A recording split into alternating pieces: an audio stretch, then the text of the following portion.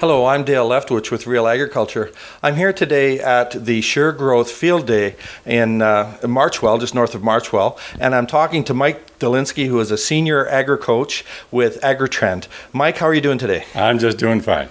Yeah, that's good. You seemed that you're doing pretty well during your presentation. Lots of excitement around what you're saying. So you were talking about fertility, and particularly the early stages of the plant. Do you want to just talk about why you were talking about that? Well, a lot of people look at these growth curves that we see in plants, and they're heading up, and they think that that's growing leaves and so on. Well, my assumption is that they don't know that during that period, in that biomass, in fact, you are developing all the reproductive parts in the plant.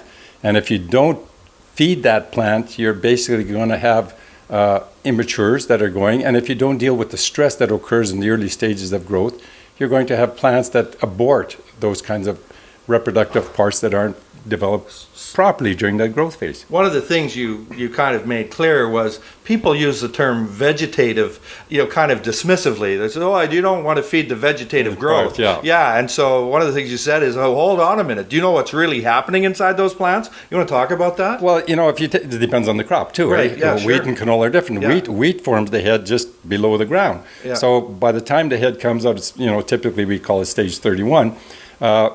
All the florets are set. That's your maximum yield potential. From that point on, you have to protect that, because by the time it's done, the plant may have a potential of 10 seeds per floret or per spikelet, but by the end of it, we get 3 or 4. And, the difference between 3 and 4 is like 20%, because right. the first 2 are the big ones. And then after that, the next one is bigger, but that fourth one, most of the stuff we saw today actually never formed. Right. So this year I'm looking at wheat and saying we probably have an average crop going, because I like to see 4s in those middle spikelets. If I don't see that, then I'm saying I haven't got a bumper crop coming. Right. And so the big thing about this is that early on the plant needs a lot of its nutrients. So you have to make sure they're there. Don't just say vegetative. It's not the fruiting part of the body. But then what do you do after that to make sure you stay in line? Well, yeah, for us, tissue testing is key. Right. We're finding for things like potassium, especially, we're not getting uptake once it gets dry. The roots are sort of suspended, so we can't get that potassium. Okay. We're looking at nitrogen, phosphorus. We can't build cells without phosphorus and nitrogen, so we have to keep that in balance with all the micros. A lot of companies don't deal with the micros in a big sense, and if we think about agriculture in Western Canada, since the beginning of agriculture, we've mined most of our soils, and even in the development of fertilizers, all we ever used was NP and K. Right. So over a century now, here in the prairies, basically, we have mined all the other nutrients because we haven't been putting them back. So it's no real surprise that now we're getting deficiencies in potassium. We're getting deficiencies in some micronutrients, depending on the micro. That's just the way it is, because mining has been a good way to produce a crop. But we're probably changing. Plus our yields. What have our yields done? I came to Alberta from Manitoba after graduating in 1972, and yields of canola were like 17 bushels an acre.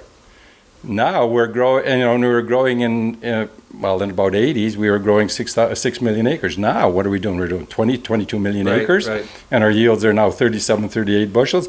So on canola, you mean? On mostly? canola, on canola. Yeah, we've changed a lot. So what do you think that has done to the reserve of nutrients in the soil that it took thousands of years to lay down in Western Canada? Right. So it's not surprising we're getting deficiencies in some micros and macros, in fact. So the idea is that you have to make sure that it's got what it needs to begin with to get a good start on it, and then you have to monitor it, like with things like leaf testing and so on, and then make sure that when we're doing these big yields that we're not starting to run short of things we never used to run short of.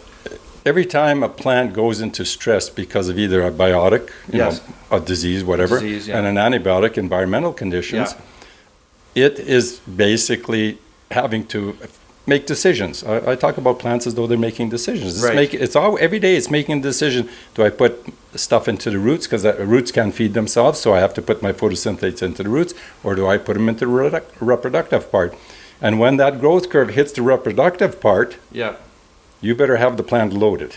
Right. Because Everything it needs. That's right. Everything it needs loaded in those plants. Yeah. Because now the focus on reproduction and filling the seeds.